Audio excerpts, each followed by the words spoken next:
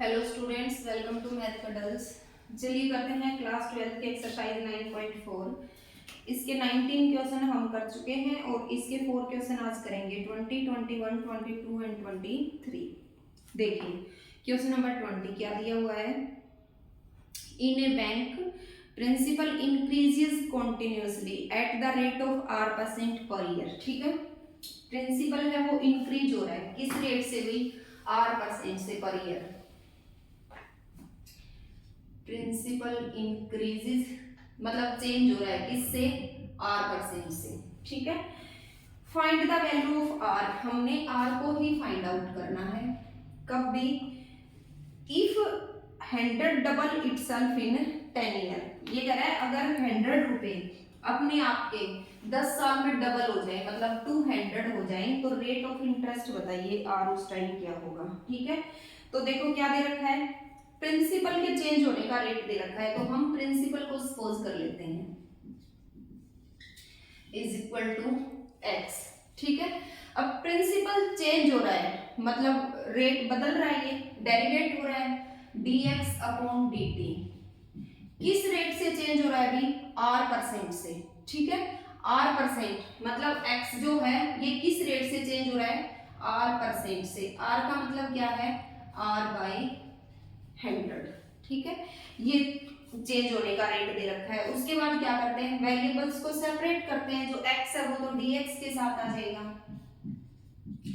और R/100 dt है ये उधर चला जाएगा। ठीक है, वेरिएबल सेपरेट हो गए। अब क्या करेंगे भी, both side integration. log x is equal to 1/100 तो बाहर आ जाएगा और r constant as it is, और dt का क्या बन जाएगा, t प्लस c। तो ये आ जाएगा हमारे पास log x is equal to RT/100 plus c। ठीक है, अब इसने दो कंडीशन दे रखी है हमें। क्या दे रखी है अभी, सबसे पहले तो दे रखा है कि स्टार्टिंग में कितने रुपए है प्रिंसिपल आपका, 100।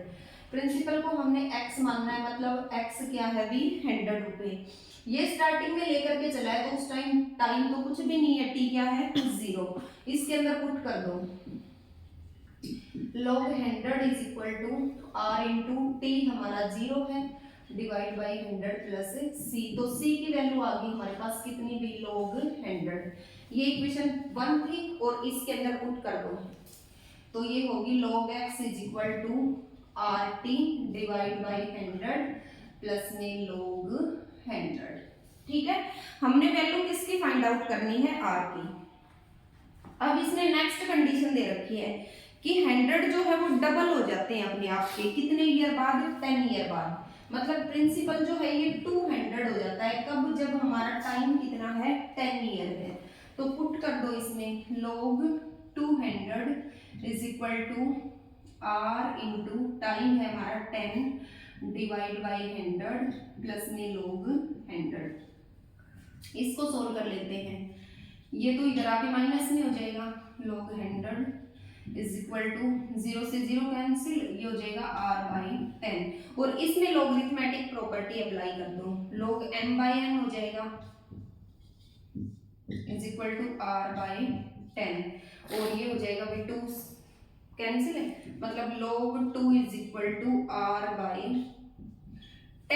और 10 इधर आके किसमें हो जाएगा, मल्टीप्लाई में।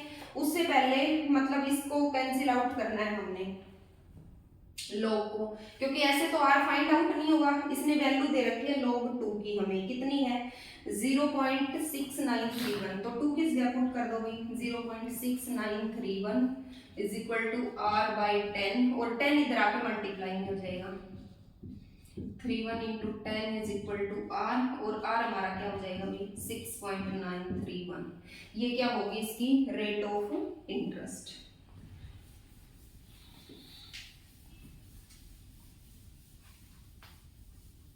नेक्स्ट देखो क्वेश्चन नंबर 21। ये भी सेम ऐसा ही दे रखा है, मैं इधर से राइट करना स्टार्ट कर लेते हैं।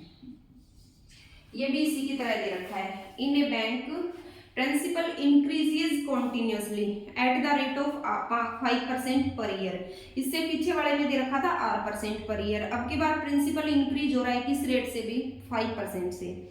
ये कह रहा है an amount 1000 will be deposit with the bank. एक अमाउंट आपके पास 1000 रुपये, उसको बैंक में डिपॉजिट किया गया।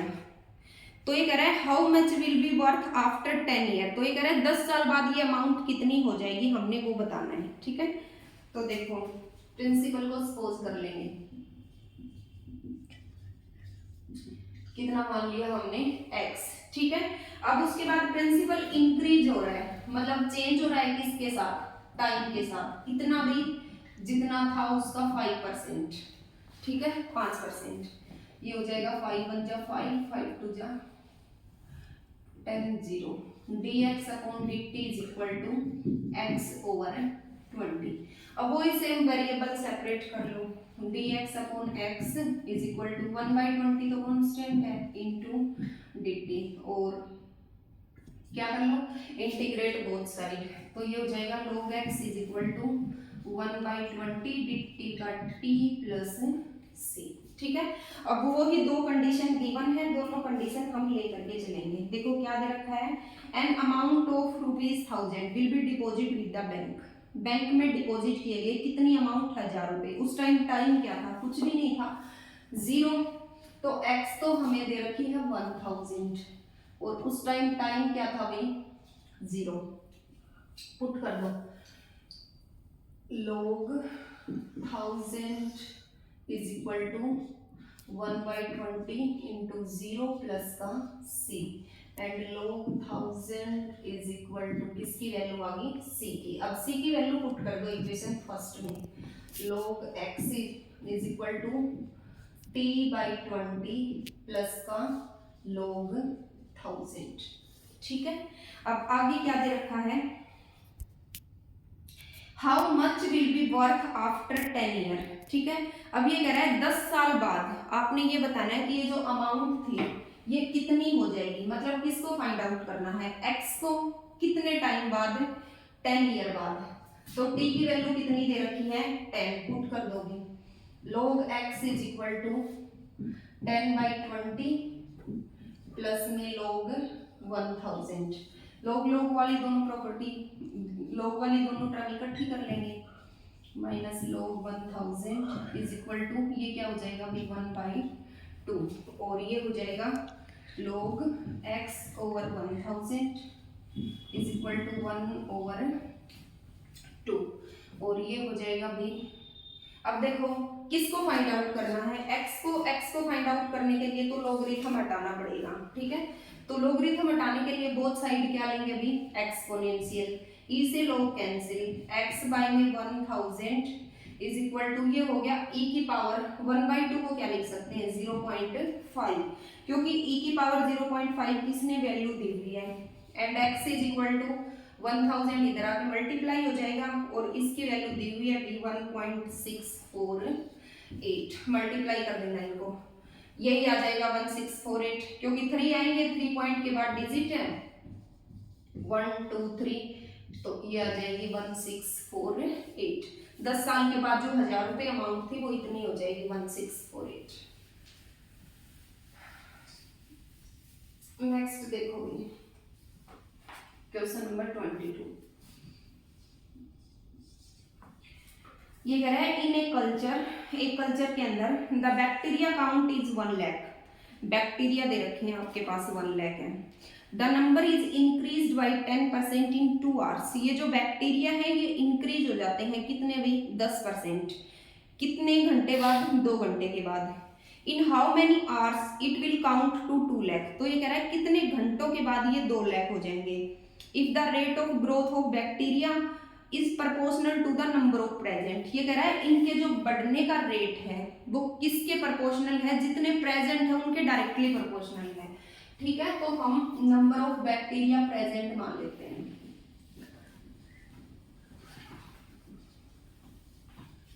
ये मतलब बीमारी जैसा क्वेश्चन है, मुझे तो एक्चुअल में ये क्वेश्चन भी एक बीमारी लगता है, सबसे गंदा क्वेश्चन है।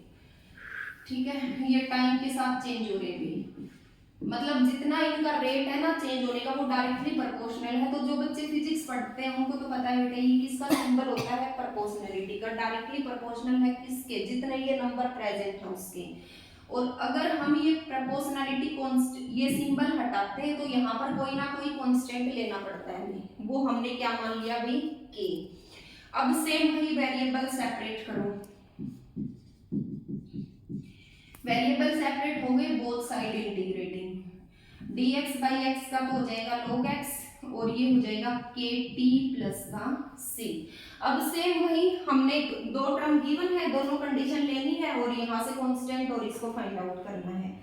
तो सबसे पहले कंडीशन क्या दे रखी है अभी देखो, स्टार्टिंग में जो बैक्टीरिया प्रेजेंट है वो कितने हैं 1 लाख, मतलब उस टाइम तो कुछ नहीं है हमारे पास, बैक्टीरिया है ये x है, 1 2 3 4 5, वैल्यू पुट कर लोगे log 1 2 3 4 5 is equal to k into 0 plus का c। तो c की वैल्यू आ गई थी हमारे पास log 1 2 3 4 5, ठीक है। अब ये इक्वेशन फर्स्ट थी, इसके अंदर c की वैल्यू पुट कर दो, log x is equal to kt plus log 1 2 3 4 5, ठीक है।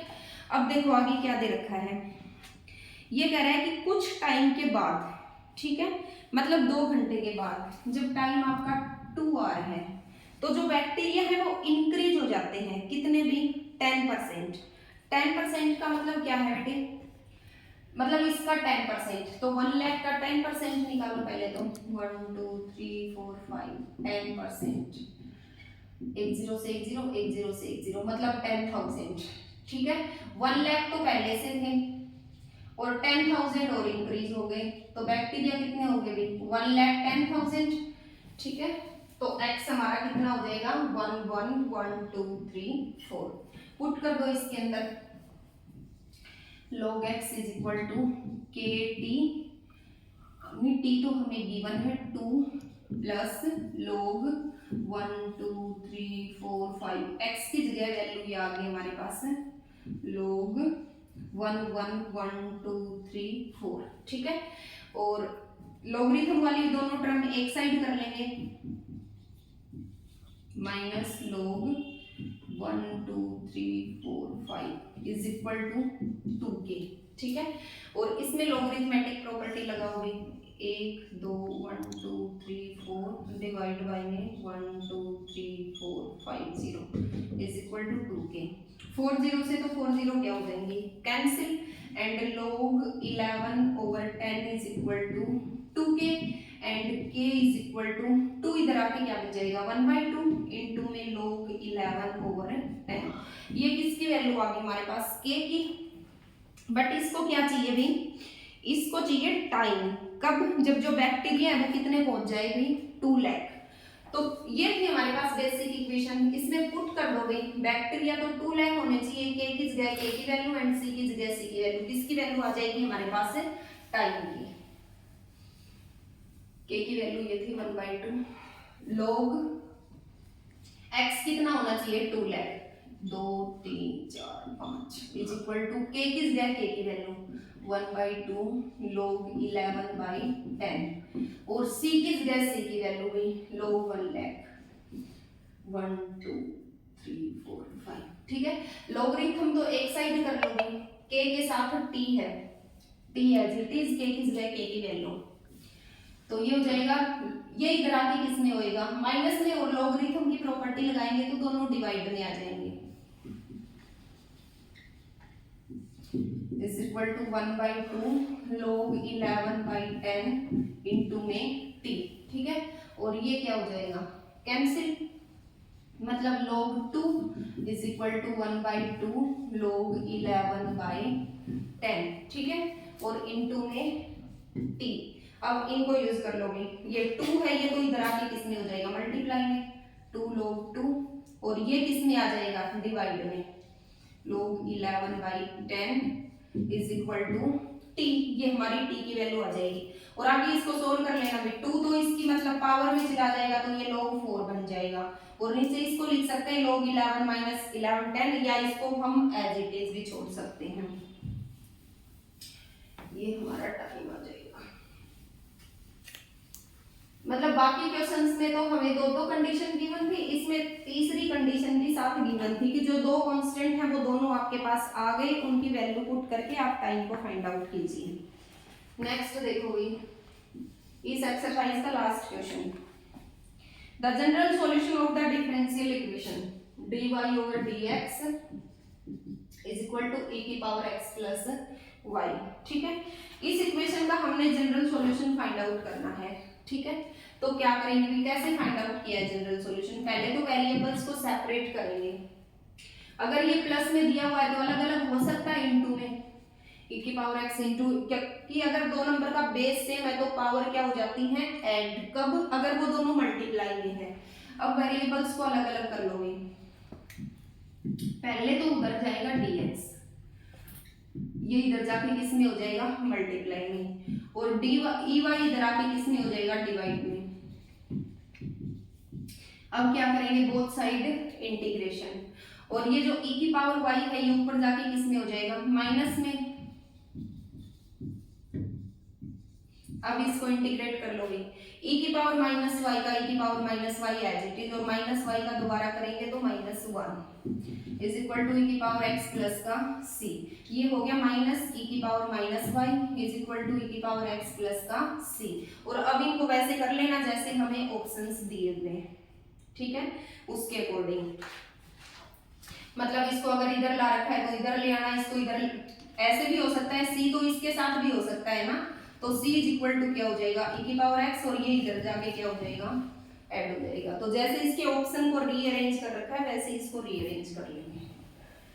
तो ये था हमारा लास्ट क्वेश्चन। इसके बाद मतलब नेक्स्ट एक्सरसाइज से पहले करेंगे हम फर्स्ट चैप्टर। ठीक है, क्योंकि मेरे एक स्टूडेंट ने बोला था और उसको बोले हुए होगी काफी दिन थी, 2 वीक निकल गए कम से कम।